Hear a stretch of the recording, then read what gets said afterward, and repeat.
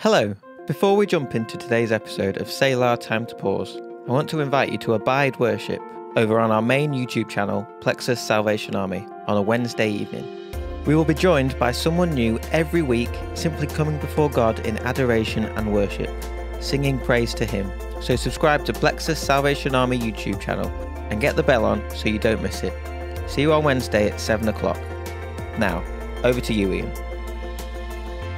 Welcome back to our study of Job. I'm Ian, and this is the Selah Time to Pause podcast from Plexus Salvation Army, an online church in the UK. Job, chapter 23, verses 1 to 12. Then Job replied, "Even today my complaint is bitter. His hand is heavy, in spite of my groaning.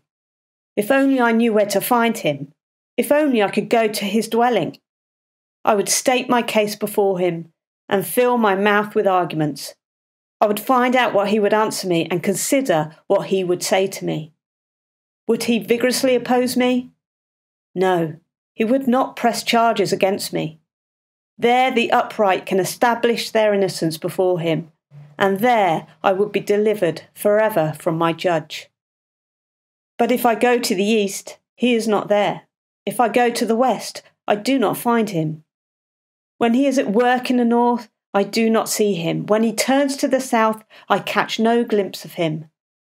But he knows the way that I take. When he has tested me, I will come forth as gold. My feet have closely followed his steps. I have kept his way without turning aside. I have not departed from the commands of his lips. I have treasured the words of his mouth more than my daily bread. I will stop and breathe in your presence. Just breathe. Just breathe.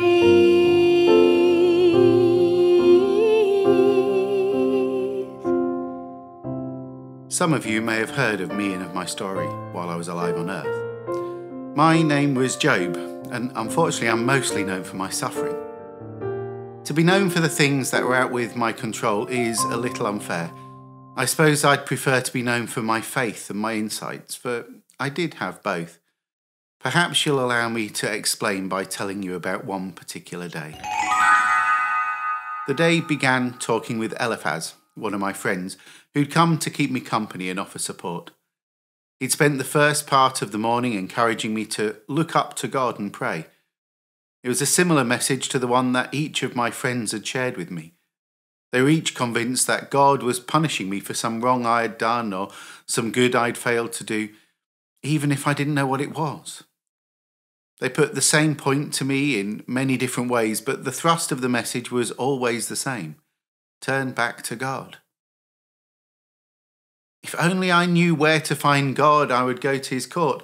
That was what I told Eliphaz. If only I knew where to find God. He seemed so distant at that moment. God had seemed so distant for a long while by that point. Ever since all my flocks died, my farm hands were murdered, and my shepherds were killed by the fire that fell from heaven. Ever since herders and invaders stole my camels and killed my servants. Ever since my children were killed when the house collapsed in a terrible storm. And ever since I'd become deathly ill and covered in those hellish boils, I'd struggled to feel the presence of God. There was a time when God blessed me beyond measure, and when I went to him every day with a thankful heart. I would say my own prayers, and I'd even offer prayers on behalf of my children in case they'd inadvertently offended God. I knew his peace and his power, and in worship I would find myself in his presence. But no more. I no longer knew where to find God. His presence eluded me at every step, and his silence shocked me. Many around me wondered why I bothered. Even my wife didn't understand. Why not simply curse God and die, she asked me. Sure, plenty others did it. I saw it many times. They've done it all through history and still do. People give up on God when he seems distant and when he's hard to find. And who can blame them when it seems like your worship just evaporates into the ether? King David even wrote about it in one of his psalms. My God, why have you forsaken me? Why are you so far from me, from the words of my groaning? Oh my God, I cry by day, but you do not answer, and by night, but I find no rest. When you feel rejected and lonely and your life is bordering on despair, finding the energy for faith can seem beyond your capacity. Feeling far from God is a frightening experience. When it feels like God is withholding his reviving presence, you feel destitute, dry, and desperate for a sense that he's still there, still listening, still caring. And what's worse is that you can't even seem to eke out a prayer, since even your prayers feel empty, and they seem to return with an echo of defeat. How long can you be expected to remember God if he's seemingly forgotten you? How long could you seek if all you find is silence? How long is the human spirit able to languish without comfort or response? So why not give up on God if he's given up on you? If he's turned his back and walked away, who can blame the man who relents on his searching? Some people turn away from God when trouble comes. They try to get on with life without God, because choosing isolation can seem less painful than committing your life to someone you no longer trust. Yet, throughout my troubles, something stopped me from reaching that point. Despite the pain and the heartache and the sorrow, despite the empty silences when I cried out to God, something kept me reaching out to him. If only I knew where to find God, I would go to his court, I'd said to Eliphaz. And I meant it. I'd looked everywhere and I'd tried everything to no avail. All I could think of, and all the advice that my friends and those around me had offered, was to no avail. I go east, but he's not there, I told my friend.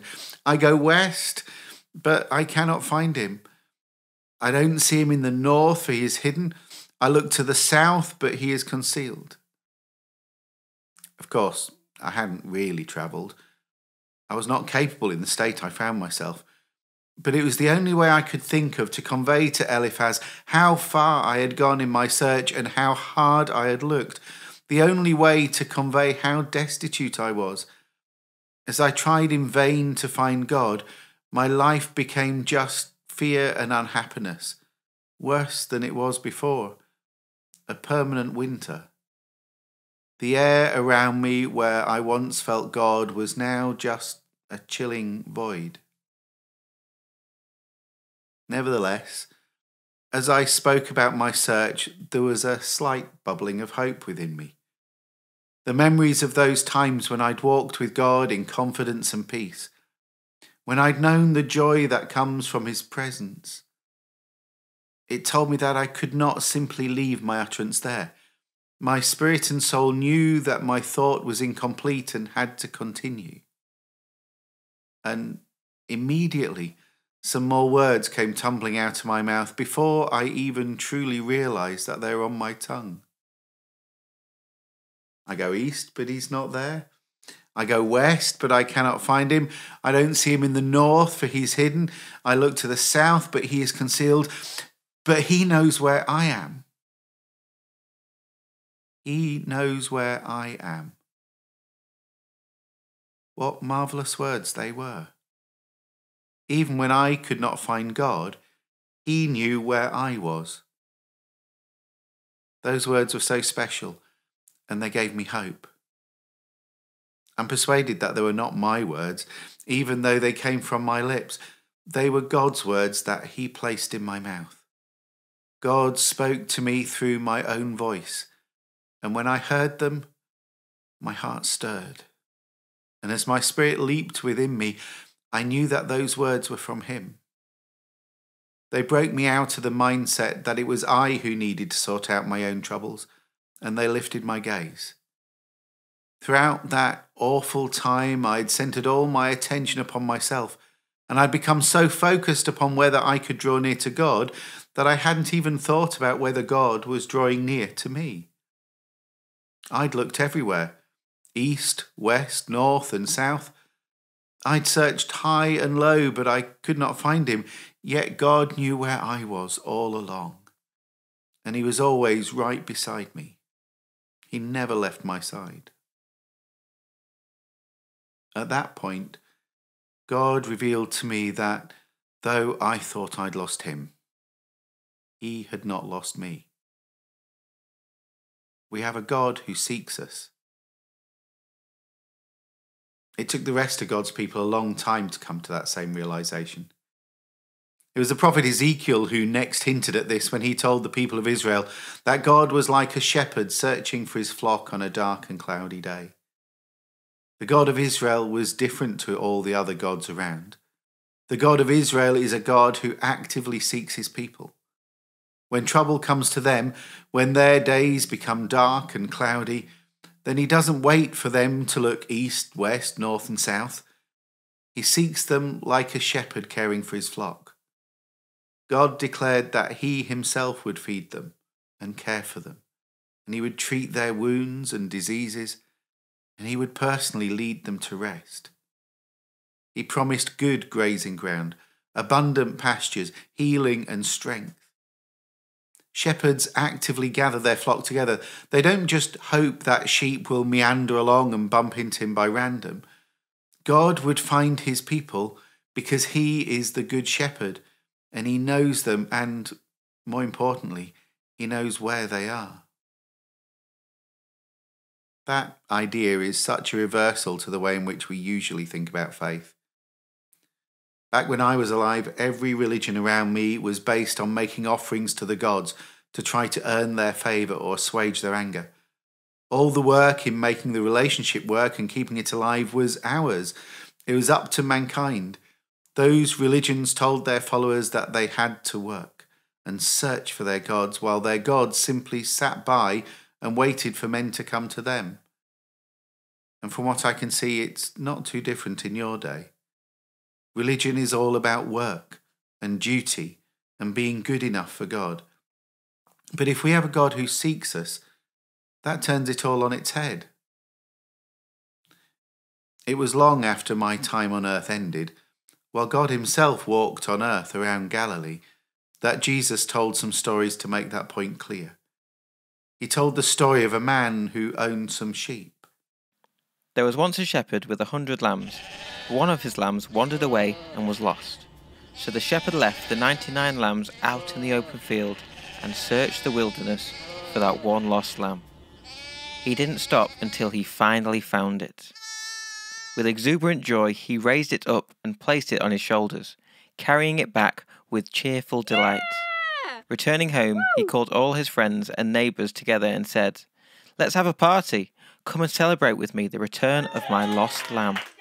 It wandered away, but I found it and brought it home." By telling that story, Jesus made it clear that our seeking God doesn't just search for and care for his people as a group, as Ezekiel taught. It's much more personal. He seeks us out individually. He seeks us out one by one. The Good Shepherd knows everything about me when I sit down or stand up. He knows my thoughts even when I'm far from him. He knows everything I do. He knows my heart and he loves me. That day with Eliphaz started as one of the days when I felt most lost. Not being able to find God left me disoriented. The undergirding rock of my life was missing and my faith was wavering. God was nowhere to be found and I was struggling to make sense of my life. If only I knew where he was. But that day, God's revelation came to me. I did not know where to look for God because he knew where I was. When I was bewildered with the mystery of life, all was clear and open to God. He knows what we have to contend with and why our lives may have been vexed and tried. At the very moment when we have some new difficulty to face, some new height to climb or some new snare to avoid, God is with us, perfectly understanding the whole situation. Though I cannot see him, yet he sees me. Though I could not see his ways and understand why I was so afflicted, he knew my ways and my needs. My inability to find God did not in any way interfere with his perfect knowledge of me or his love for me. Though I couldn't find God, he'd not lost me. I was the one who was doing the searching, yet I was the one who was in fact lost. Is there any wonder that I couldn't find what I was looking for? That day was when I realised that God doesn't wait for us to find him, but instead he seeks us because he loves us. And when he seeks, I now know that he's sure to find. I knew something was missing. I knew something was just not right.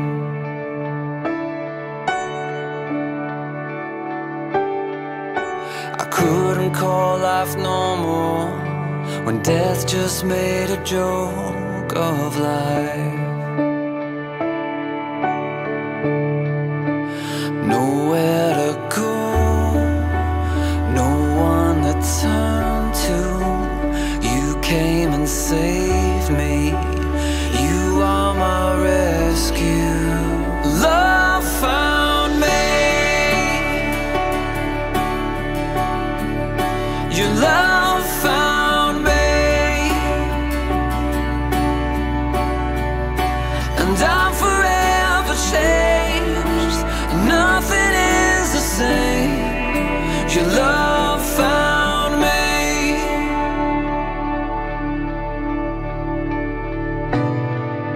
Scared that I can lose you, afraid that I might let you go.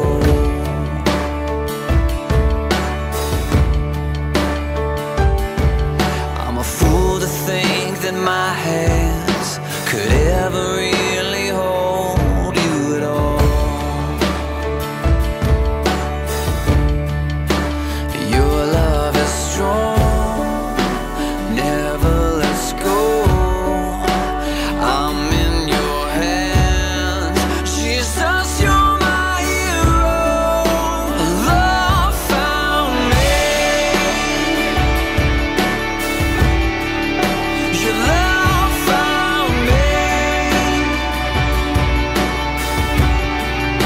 and I'm forever changed. Nothing is the same. Your love found me.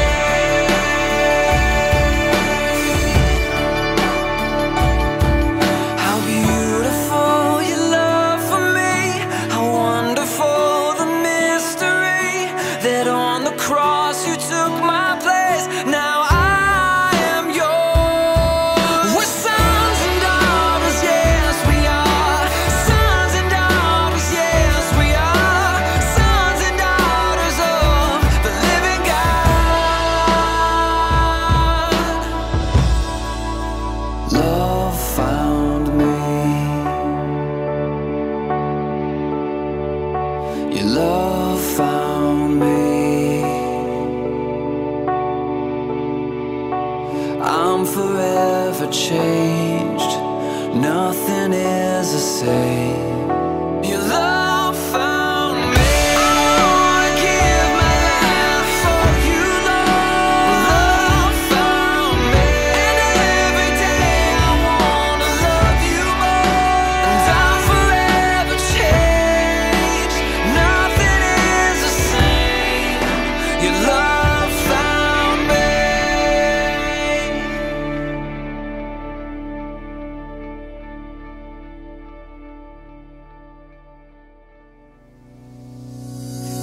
Hello, this has been Selah Time to Pause, a podcast from Plexus Salvation Army, an online church in the UK.